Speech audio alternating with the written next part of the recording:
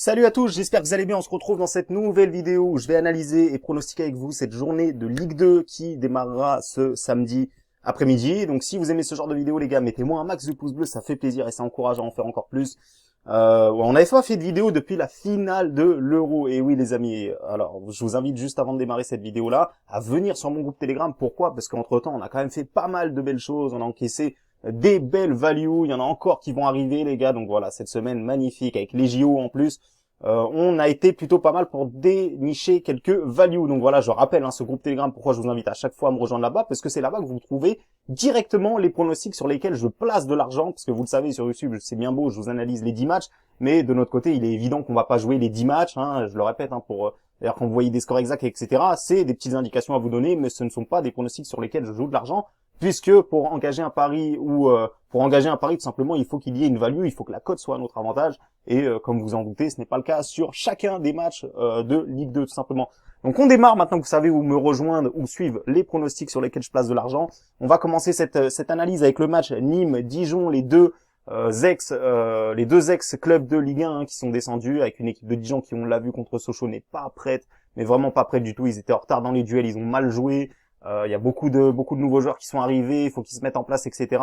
Ils ont recruté Le Bihan, qui a été élu, qui était le deuxième meilleur buteur de la Ligue 2 la saison passée. Malchance encore une fois, il s'est blessé, il sera indisponible pour une durée de 3 à 4 semaines, donc ça c'est un gros coup dur pour Dijon. Il est évident que Nîmes est favori ici, je m'attends très honnêtement à une victoire des Nîmois qui ont quand même fait pas mal au premier match. Ils ont été chercher le match nul sur la pelouse de Bastia, qui était promu, mais ça reste quand même une belle performance, que Bastia à domicile, c'est quand même dur d'aller les chercher. Je vais pas trop m'attarder, comme vous le savez, c'est des analyses rapides pour moi ici.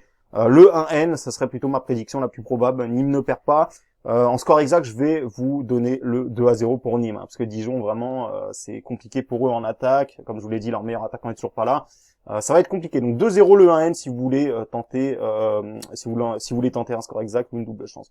Paris FC Dunkerque maintenant. Alors cette équipe du Paris FC, alors vraiment ça fait plaisir à voir. Ils ont recruté un bon entraîneur, l'ex-entraîneur de Strasbourg, Thierry Laurey, qui a tout de suite imposé sa patte. On l'a vu, c'est incroyable le premier match qu'ils ont fait à Grenoble, à l'extérieur en plus, avec vraiment que des occasions de leur côté, que des tirs, très peu d'attaques dangereuses de la part des adversaires. Pourtant, Paris FC avait quand même deux de leurs défenseurs centraux qui étaient absents pour ce match-là, et ils ont livré une prestation tout à fait solide. Donc ici, je m'attends à ce que le Paris FC déroule un petit peu à l'image de la saison passée où Paris FC avait démarré en bombe. Je m'attends un petit peu à la même chose. Donc ici, pour moi, 1N, si vous voulez prendre une double chance, 2-0, c'est ma prédiction pour le score exact. Sochaux, Le Havre maintenant. Alors justement, on l'a vu, à contrario de Dijon, cette équipe de Sochaux est vraiment bien en place en ce début de saison. Ils ont proposé un bon football, on sent que ça va vite, on sent que ça a bossé durant la préparation. Ils ont gardé de très bons joueurs à eux, comme Westbeck notamment.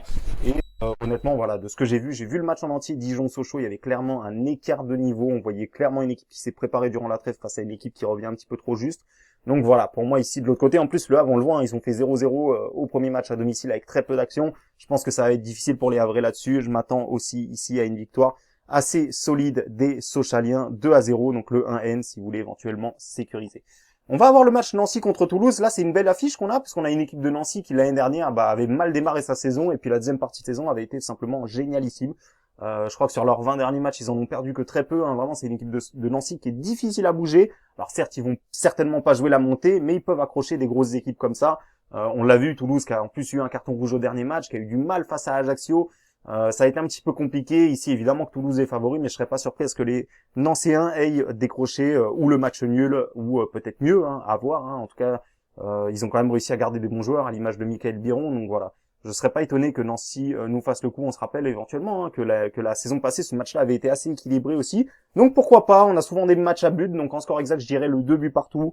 Le 1N, éventuellement, ça peut se tenter. Maintenant, attention, c'est pas un pronostic que je tente à titre personnel, c'est juste un avis que je vous partage. Mais voilà, pour moi, les Nancéens, je serais pas surpris qu'ils gagnent ou qu'ils fassent match nul. 2-2 en score exact, c'est à peu près ce que je vois. Je m'attends à un match offensif. Niort contre Caen, maintenant, on a une équipe de Caen qui a écrasé son adversaire lors du premier match. Ils ont gagné 4-0 à domicile. De l'autre côté, une équipe de Niort qui est revenue un petit peu in extremis. Ils ont été chercher leur sauvetage en Ligue 2 face à l'équipe de Villefranche. Ils avaient perdu 3-1 le match aller, ils avaient gagné 2-0 le match retour, donc ils se sont qualifiés grâce à la règle du but à l'extérieur qui n'existe plus aujourd'hui. Donc Niort qui s'en sort bien quand même, ils étaient à deux doigts d'être relégués et ils sont là in extremis. Néanmoins leur effectif n'est pas tout à fait prêt. Ici, quand je vois Caen est outsider, je suis pas sûr qu'ils méritent d'être outsider quand on voit l'énorme prestation qu'ils ont livrée. Nouveau coach également, on a Moulin, l'ancien entraîneur de Angers, hein, donc avec son expérience de Ligue 1, il est resté un bon nombre d'années en Ligue 1 et il va sans doute aider cette équipe de Stade Malherbe de Caen à aller mieux. Donc voilà, ici je m'attends à ce que Caen déroule. Pourquoi pas 2-1 pour Caen ici, le N2 si vous voulez tenter une double chance.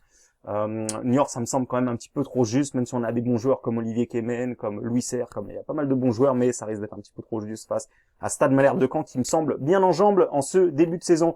Ajaccio face à Amiens. Alors cette équipe de Amiens, c'est un petit peu impressionnant ce qu'ils ont fait au dernier match avec une première mi-temps extraordinaire où ils ont mené 1-0 face à Auxerre et une deuxième mi-temps, mais alors catastrophique, quasiment aucune action, que du jeu subi face à Auxerre, qui évidemment Auxerre n'est pas facile à jouer, mais Amiens, voilà, tout simplement ce que je retiens du match de Amiens, c'est qu'ils ont livré une bonne première mi-temps et une mauvaise deuxième mi-temps, un petit peu à l'image pour ceux qui s'en souviennent de PSG Manchester City, le match aller en demi-finale.